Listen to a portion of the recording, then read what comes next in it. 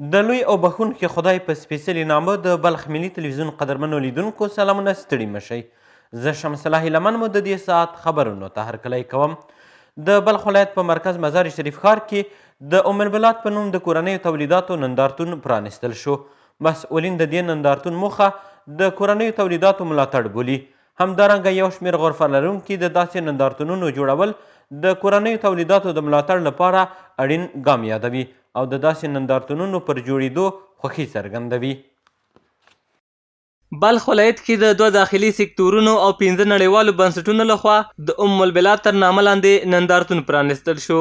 د دې نندارتون په لار اچونکي وایي چې د داخلي تولیداتو د پیژندنې، خلکو ته د ځان بساینې ښودلو او خپلو محصولاتو ته د بازار موندنې غوره لار همداسې نندارتونونه دي. با هماهنگی اتاق تجارت و سرمایه‌گذاری و اتاق صنایع معدن برگزار شده بود که از جانب مؤسسه آیلو سازمان جهانی کار تمویل مالی شده بود. از شما بهتر میفهمید که در جهان امروزی بهترین میتود به خاطر چیزایی که به خودکفایی رسیدیم برای معرفی از او بهترین گزینه همین نمایشگاه میباشه. و امروز نمایشگاهی که شما شاهدش هستین به تعداد 90 غرفه است. تقریبا 65 اقلامی که به خودکفایی رسیده در افغانستان فعلا در اینجا شما موجود میبینین. د دې نندارتون په پرانیست غونډه کې د بلخ مرستیال والي وویل چې پانګوال دې د بهرنیو تولیداتو پر ځای په داخلي تولیداتو کار وکړي ترڅو په هره برخه کې ځان بساینې ته ورسیږو. ورته مهال د دې ولایت د قانون او صنایعو خونې رئیس وایي چې د اسلامي امارت له واکمنېدو سره په دې ولایت کې 215 تولیدي فابریکې فعالې شوي او کولی شي په ګڼو برخو کې له نړیوالو سره رقابت وکړي. که همه ماش به اتفاق و وحدت داشته باشیم الحمدلله خودکفایی را به دست خود ماش میاریم. ما دست خود طبقه به در خارج کشور دراز بکنیم، امیدوار از مردم باشیم، چرا خود ما خودکفا نباشیم. همگی ماش ما کوشش بکنیم که همه افغانستان خدا جور بکنیم. در بخش مختلف 205 فابریکه در زمان امارت اسلامی تاسیس و بیشتر از 3000 نفر مصروف کار شده. په دې نندارتون کې یو شمېر غرفه لرونکي د خپلو تولیداتو د کیفیت د ښه والي ترڅنګ د خپلو تولیداتو د پیژندلو لپاره داسې نندارتونونه اړین وبلل او له خلکو یې وغوښتل چې له کورنیو تولیداتو ګټه واخلي. داسې نندارتونونه زموږ دپاره ډېر اړین او مهم دي او بل زموږ د کار په حصه کې ډېر پرمختګ کوي. موږ کولی شو داسې نندارتونونو د طریقه قراردادونه خلکو ته دا وروښیو چې افغانستان هم انشاءالله په داسې صنعت کې پرمختګ کړی دی او نور هم په دې کې موږ پرمختګ کولی سو او موږ د په دې هغه کې دومره ډېر ښه مخکې تللی سو. نور هم ما به مورد مردم افغانستان یکی از گفتنی‌هایی می است که هر به برادرشان یا هر خواهرشان که یک چیزی را تولید میکنن زحمت میکشن، کوشش بکنن مردم حمایت بکنن، چون با حمایت مردم باعث میشه که به حساب برادرای ما و خواهرای ما تشویق شوند تا بتونن بیشتر کار بکنن و بیشتر زحمت بکشن. دغه نندارتون د کار نړیوالې ټولنې په مالي ملاتړ د UNDP UN د افغانستان د کسبګرو او هټیوالو خونې د افغانستان د سوداګرۍ او پانګونې خونې لخوا د کورنیو تولیداتو د ودې او پراختیا په موخه بلخ ولایت کې پرانیستل شو. په هیواد کې د اسلامي امارت له واکمنۍ وروسته د بلخ ولایت اړوند څو نوې ولسوالۍ رامنځته شوي چې یوه یې له هغوی څخه چاهي ولسوالۍ ده. دا ولسوالۍ د بلخ ولایت په 22 کیلومترۍ کې موقعیت لري چې په دې سیمه کې ډیری ملي او نړیوالې ادارې فعالیت کوي. د یادې ولسوالۍ ځینې اوسیدونکي د څښاک د اوبو، سړکونو او برېښنا نشتون لویې ستونزې ګڼي او د دې ستونزو پر حل ټینګار کوي.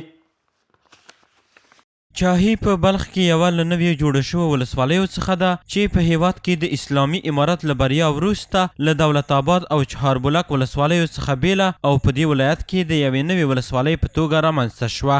ولسوالی چایی از بندنی ولسوالی دولت آباد چهاربلک جدا شده تقریبا 40 قریه است. تخمینی 8000 نفوس در اینجا زندگی میکنند. از قبیل 5 اقوام در اینجا زندگی میکنند و دستاوردهای عمده‌ای که ما داریم اعتماد مابین اقوام مختلف این ولسوالی بوده. که څه هم د دې ولسوالۍ د رامنځته کېدو کمه موده کېږي خو بیا هم ډېرې اماراتي ادارې او مؤسسې پکې فعالې دي او خدمتونه وړاندې کوي. شاهی ولسوالی جدید تاسیس است. این از 1402 تاسیس شده.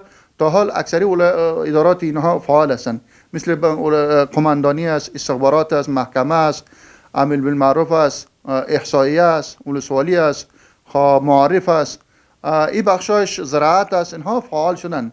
بعض اداراتشان انشالله باقی مانده، در 14 انشالله 3 تمام اداراتش انشالله تکمیل میشه. مؤسساتی که از قبل اینجا در ولسوالی چایی فعالیت دارن، مؤسسای دفتر دست به دست هستن، CHA است، دفتر پین است که فعلا دفتر WFP است، SFL، اینا فعالیت دارن که از طرف در طبقه در بخش زراعت تخمای زراعتی کود و چیزا توزیع شدگی است.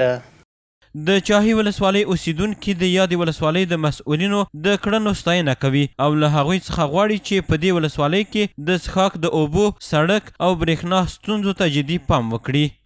مشکلات نداریم، همینجا آب نیست و برق نیست و سرک نیست و همین رفت آمده ما مردم هزار بیخی مشکل است دیگه و چی خو نیست. مشکل عمده و اساسی ما آب آشامیدنی است که تقریبا 80% مردم چایی را ما گفته میتونیم که از آب آشامیدنی خوب برخوردار نبودن. د یادونې وړ ده چې چاهي ولسوالۍ د بلخ ولایت په 2 کیلومترۍ کې موقعیت لري او د 40 کلیو په درلودلو سره په دغې ولسوالۍ کې څه کم 80,000 وګړي ژوند کوي.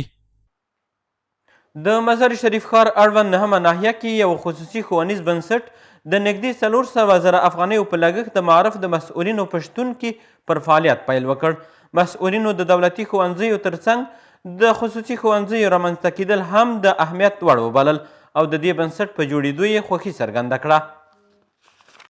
د تیارو پر وړاندې یو بل ګام د معیاري ښوونې او روزنې په موخه د پوهې مینوالو ته د مزار شریف ښار په 9مه ناحیه کې یو باب خصوصي ښوونځی پرانستل شو. د دې بنسټ مسؤلین د دې ښوونځي د جوړېدو موخه یې په ټولنه کې د پوهې خپرول او د تیارو سره مبارزه ښیي.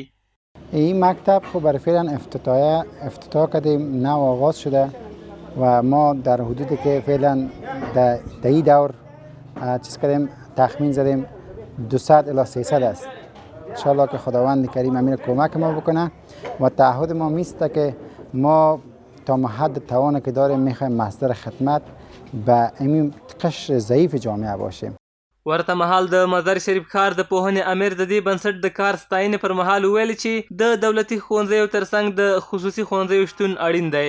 نوموړي زیاته کړه چې د پوهنې ریاست د ټولو پوهنیزو بنسټونو ملاتړی او همکار ده. ما واقعا که همکار هستیم و از این سخت خوشحال میشیم و این را تقدیر و تحسین میکنیم. این قابل تمجید و تقدیر است و پیشانی همچون کسا را ما باید ببوسیم که فرزند ما را از جهالت نجات میده، از تاریکی نجات میده، به طرف روشنی و به طرف علم سوق میده. واقعا که جای افتخار است. واقعا قسم مردم میتونست که یک مارکت بسازه، یک سوپرمارکت بسازه، کدام پول و مصرفی که در اینجا شده واقعا که سر از یک برنامه تجارتی پیش میرفت. ما این بهترین تجارت است واقعا که ما فرزند ما را سالم تربیت کنیم.